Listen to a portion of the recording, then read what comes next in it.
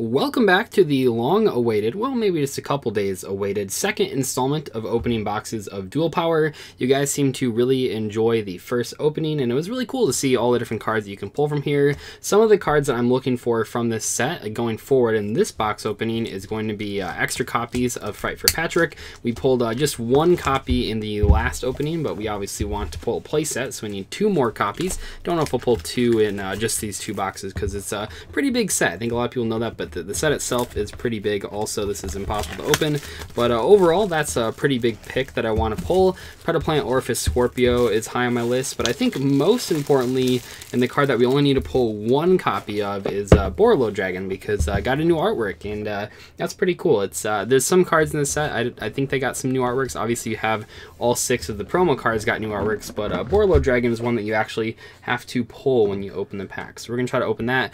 I also want to mention, because I put this in the pinned comment of the last video, but basically, I didn't look at the prices before I started opening this set, which definitely was not the right way to go, because I knew that Infinite Impermanence was expensive. I knew that Borreload was kind of one of the pricier picks, but I was completely unaware of a couple of the other selections. Things like Ghost Spell were like almost $20 when I opened that video, and then most importantly, that Cyber Dragon card was like $20 when I did that opening, and I had no idea, and I actually pulled 2 of those, and that card's like super short printed. So we'll look at the promos real quick here, just in case you guys did not see the previous opening, because there's not that many of them, so they're easy to miss.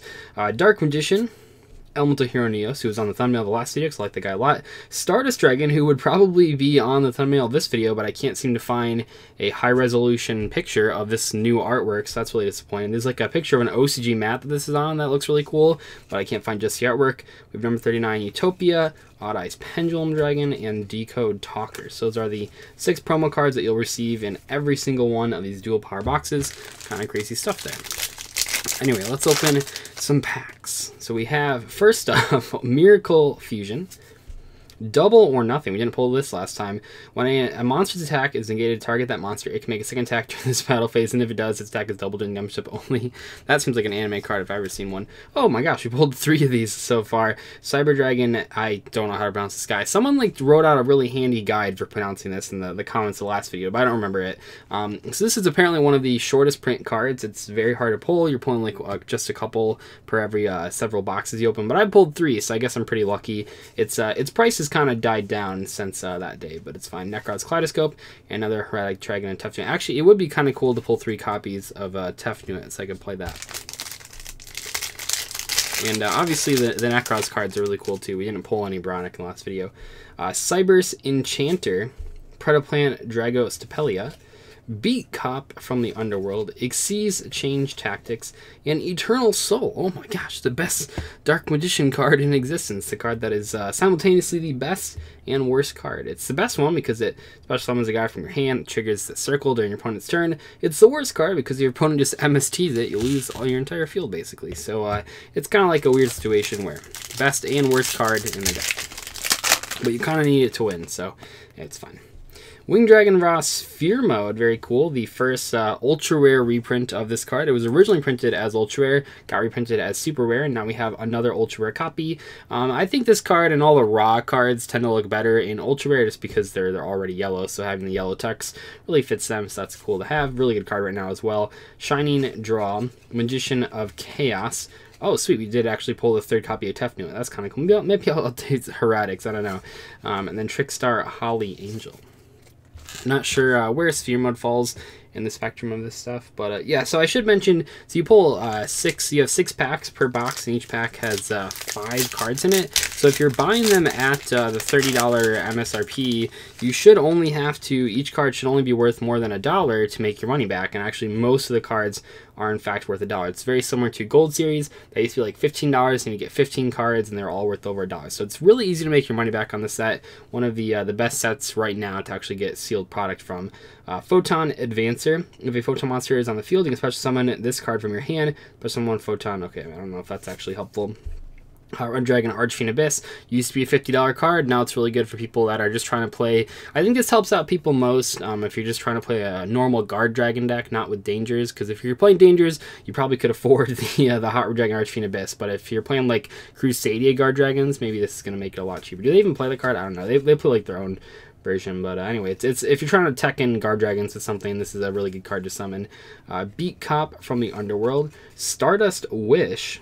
Have not seen that. Once returned, if a stardust single monster you control is tributed to activate its own effect, you can target that monster special summon at your opponent. Oh, interesting. Never seen that card. And Mark of the Rose. What a weird... Why is this in here? I guess so. This card used to be hyped up way back in the day. It was kind of just seen. I mean, if you have... everyone was playing plant engines back in the day, and Lone Fire Blossom would put a whole bunch of plants in your graveyard, because you'd Lone Fire for Lone Fire for Lone Fire to summon something.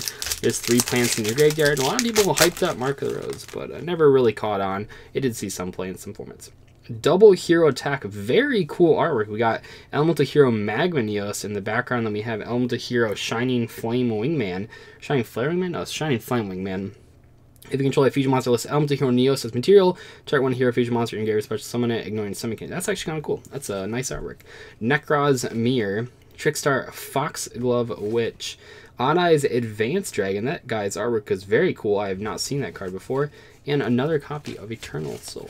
I didn't even know that this is like a thing that exists. I'm surprised we didn't get that that Odd Eyes Pendulum Dragon upgrade that the OSG players play a lot of in this set. That would have been a pretty cool inclusion. Then for this one, we have Utopic Onomatopoeia. And another, oh no, this is Sphere Mode, very good. Bond Between Teacher and Student. Another Tefnuit and Trickstar Holly Angels. We pulled 2 Sphere Modes out of that box, which was pretty cool. Let me open the next box and get the packs all out for you guys to see. Alright, so I don't know, like I was thinking of not even posting like the first box opening thing, because you guys have already probably seen it by now. But I think it's like kind of cool, just in case you like haven't seen the previous installments. I'm not going to open the promo pack a second time though. I think you guys have seen those promo cards too many times by now, so we'll just open the actual packs here. Once again, hoping for a Borreload Dragon. Tactical Exchanger. Hey, there's Borreload Dragon. We pulled in.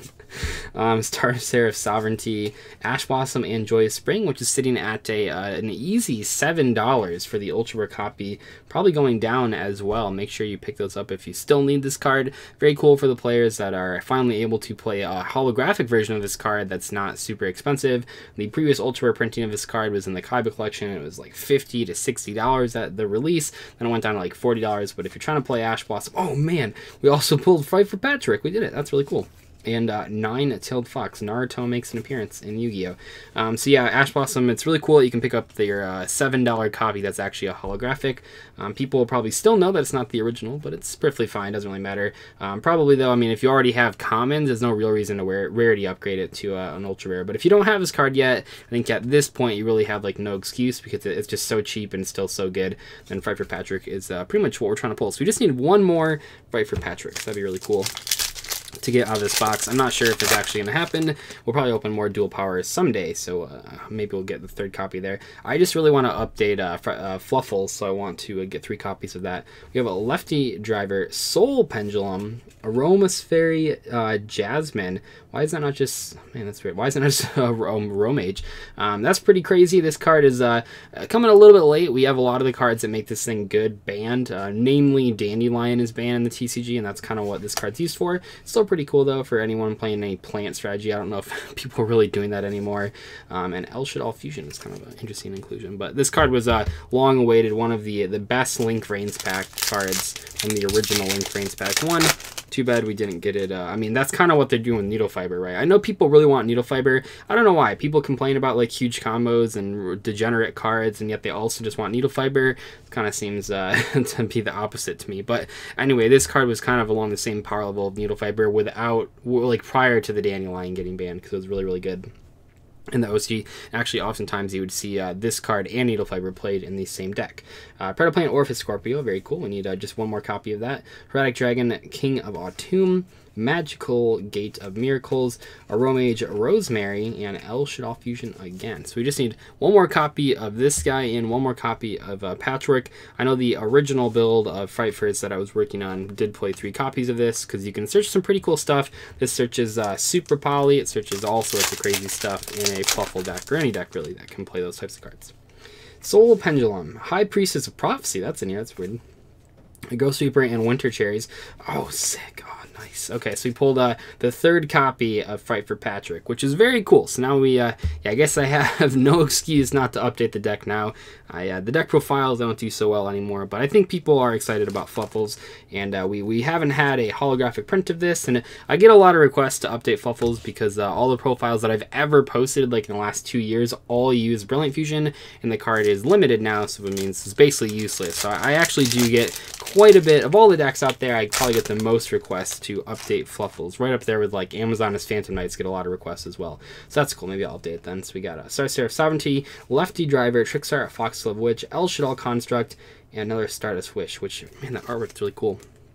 So yeah, we'll update Fluffles. I got some crazy ideas. They have some synergies outside of the Critter Plants as well that are kind of neat that people have talked about. We have Soul Pendulum, Dark Magical Circle, Crowley the First Prophesizer. Oh, that's like the Prophecy Link Frames pack. What does this thing even do? 2 Spellcaster type monsters. Oh, it's perfect in Ultra, guys. This card's Link Summon. You can reveal 3 Spellbook cards with different names from your deck, and your opponent randomly picks 1 for you to add to your hand.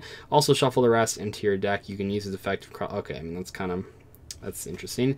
Yeah, that didn't catch on. Chaos Form, and then lastly, Nekroz Kaleidoscope. So no Borreload Dragon in this opening, no Infinite Impermanence, but still, you're pulling a lot of cards that, like I said, all you have to pull is like cards that are worth more than $1, and most of the cards in this set are worth more than $1. So it's actually a really good investment. Obviously, you have just like some sort of filler cards, and that's, I mean, that's going to be with any set. But a lot of the cards in the set are at least worth $1, which makes your money back, which is really cool. So anyway, that's my second dual power opening with the third and fourth boxes that I've opened. I'll probably open at least 2 more boxes just because you guys seem to really enjoy watching this set be opened, and that's good because there's a lot of cool stuff in the set, and I think that Konami did a really great job.